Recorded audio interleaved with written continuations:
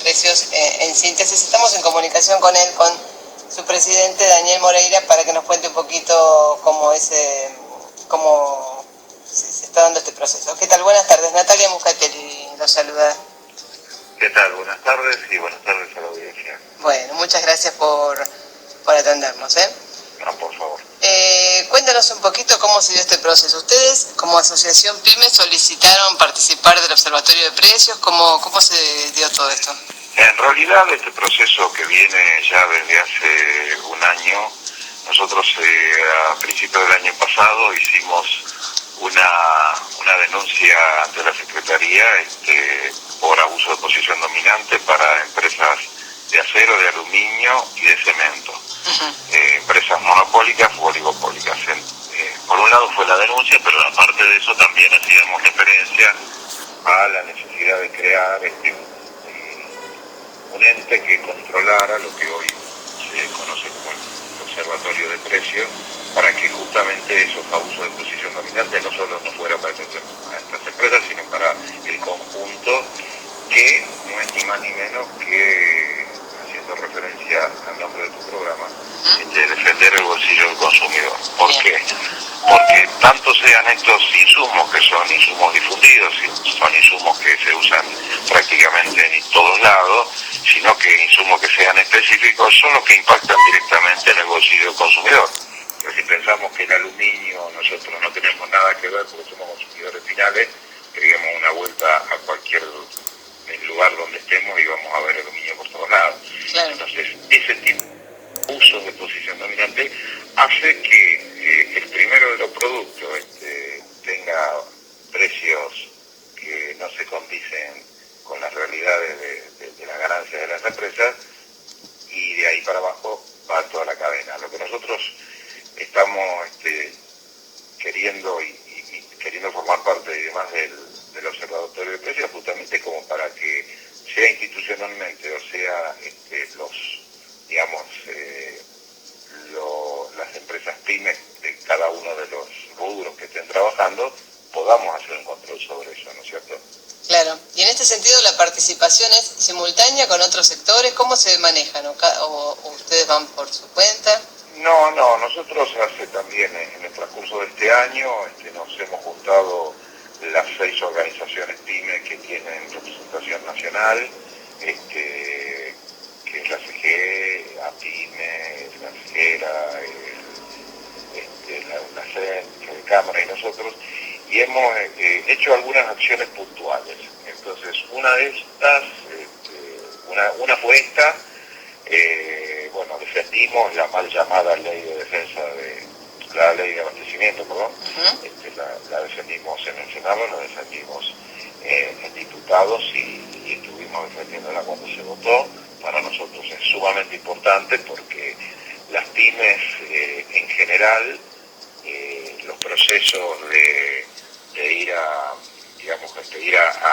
litigar o a buscar acuerdos, cualquiera sea, siempre fueron muy lentos, y hoy por hoy con esta ley tenemos procesos mucho más rápidos, como para que podamos tener algún tipo de, llamémosle, de beneficio, en el sentido de poder seguir trabajando en simultáneo, ¿no? Porque cuando uno tiene un problema de este tipo, como falta de insumos, no puede directamente trabajar, y eso nos afecta no solo a nosotros como empresarios, sino a los trabajadores que trabajan en nuestras empresas. Claro, precisamente ahora que me dice esto, en la última semana recuerdo que se conoció una encuesta donde decía que el 58% de las empresas decía que su principal problema, digamos, al ser consultado de cuáles eran los principales problemas, estaba referido precisamente a los insumos, ¿no? O sea, la falta de insumos, a los problemas con la importación. Claro.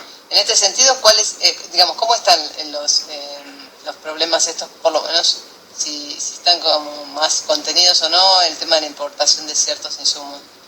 En realidad, el tema de la importación de ciertos insumos, nosotros lo que apuntamos a que tengamos un desarrollo de industria nacional con cualquiera de los insumos que necesitemos para nuestras empresas.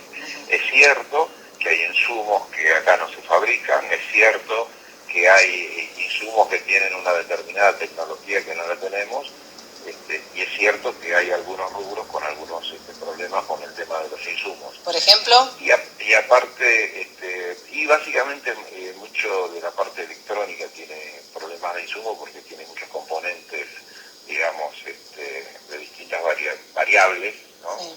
Nosotros hemos asociado que fabrica productos de calibración y demás, y bueno, tiene resistencia, tiene transistor, tiene un montón de cosas que tienen muchas variaciones, y por más que exporten, que les permitiría importar esos insumos, el problema es que las cantidades de las pymes, básicamente de las pymes,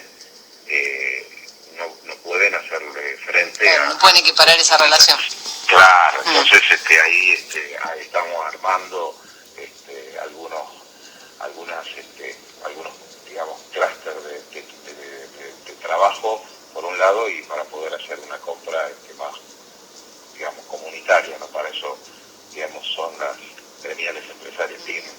Y volviendo a la situación del observatorio de precios, ¿usted cree que se puede llegar a una situación ideal en la que esta observación sobre los distintos eslabones de la cadena productiva puedan lograr un mejor precio para el consumidor final, o nos quedaríamos en mejorar la rentabilidad un poco de las empresas poniendo un poco de coto al aumento de las materias primas? No, a ver, en base a lo que vos planteás como una situación ideal, sí, la situación ideal sería esa que vos planteaste. Ahora, lo real es que el Observatorio de Precios a nosotros nos va a concientizar como sociedad de quiénes son los que nos generan la inflación y quiénes son los que aumentan desmedidamente y tienen ganancias exorbitantes.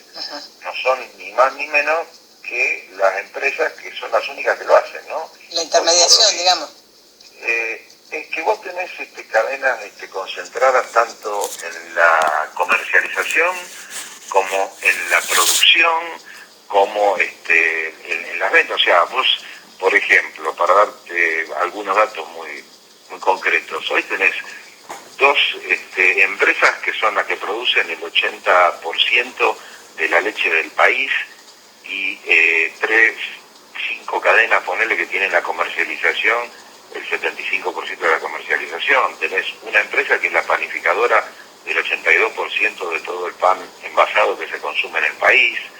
Tenés una empresa que es la que provee de chapa y acero a todo el país. Tenés una empresa que provee de aluminio a todo el país. 3 empresas cementeras para todo el país. O sea, esas concentraciones que vos después las ves traducidas bueno, tenés 5 cadenas de supermercados que son las que comercializan la mayoría del volumen de la venta. Entonces, esas cadenas concentradas son las que tenemos que observar.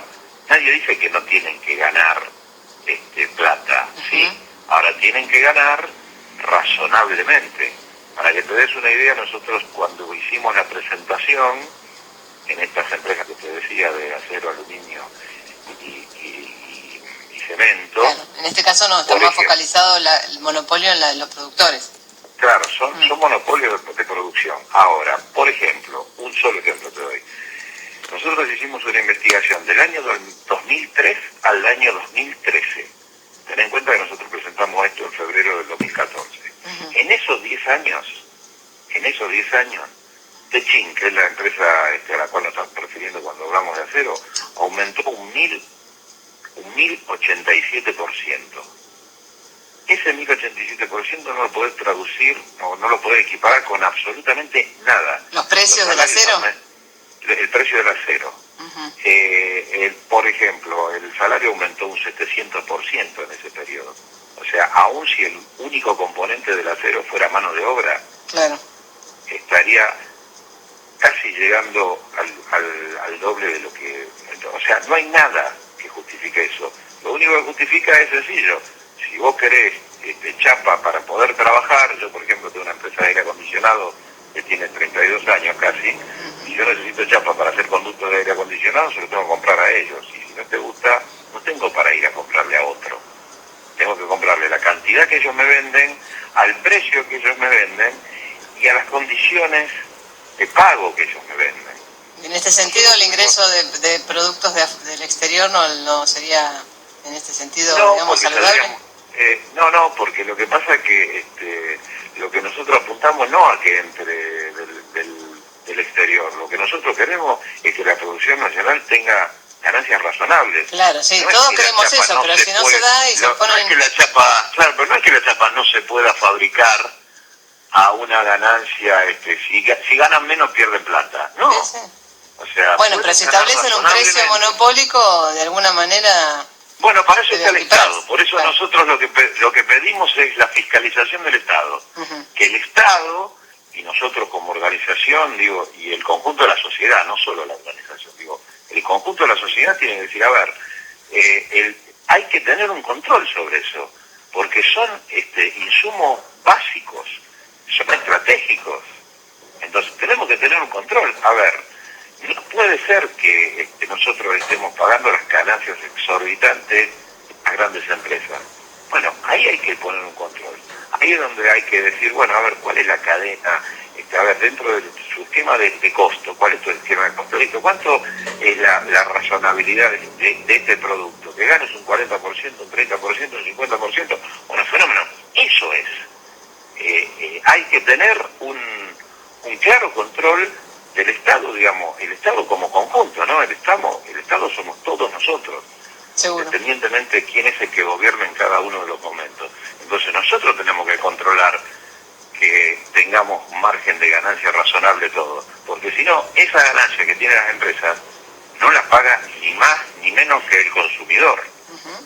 Como siempre, o sea, el eslabón se corta. Para que quede claro, no es esto que decimos, bueno, ¿y quién paga la ganancia esa? Porque no es que la ganancia es algo que sale, digamos, y la gran empresa o la empresa es la que paga. No, la pagamos todos nosotros, los consumidores somos los que pagamos la ganancia de esas grandes empresas.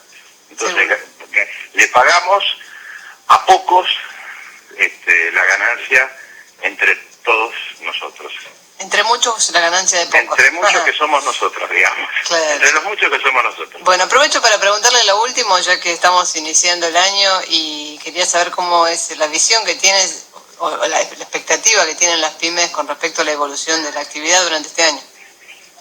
Mira, nosotros tenemos una perspectiva interesante de crecimiento, teniendo en cuenta lo que fue el año, digamos, el año pasado, ¿no es cierto? O sea, el año pasado, en esta época, el año pasado nosotros estábamos en un proceso bastante complicado, las grandes empresas y los golpes de mercado hicieron una devaluación, las políticas llevadas adelante hicieron que eso se parara y que hoy por hoy tengamos una perspectiva de un año bastante más tranquilo y con perspectiva de crecimiento.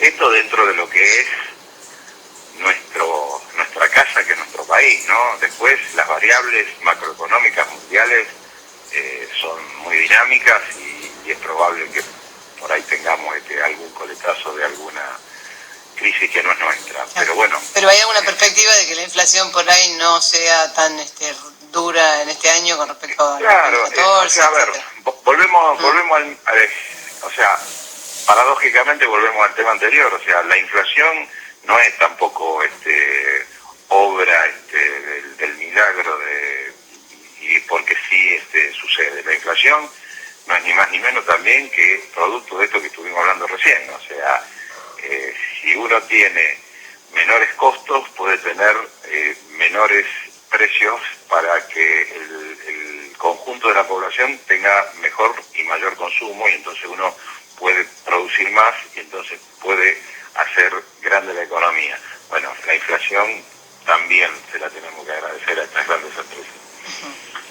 Bien, bueno, Daniel, muchísimas gracias por este contacto con nosotros y veremos cómo sucede la actividad en los próximos meses. Seguramente volveremos a tomar contacto. Muchas gracias. Ningún problema, gracias a ustedes y a disposición. Gracias. Bueno, lo escuchábamos a Daniel Moreira, que es presidente de las